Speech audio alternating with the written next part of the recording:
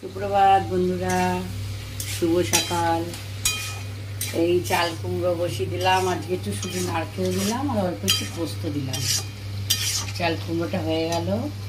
আর একটু টক ডাল করব। আজকে একটু মটর ডাল দিয়ে টক ডাল করবো। কালকে মুসুরি ডাল দিয়ে করেছিলাম।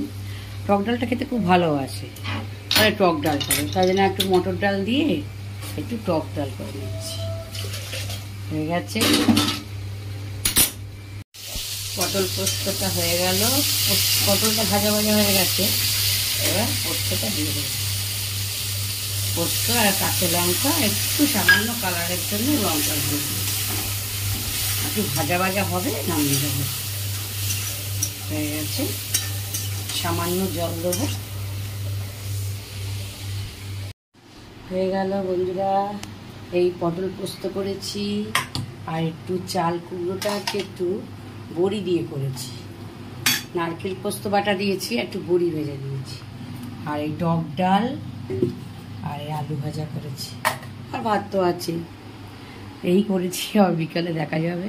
গরমে আর পাচ্ছি না। আজকে 10টায় এসেছি বাজার থেকে।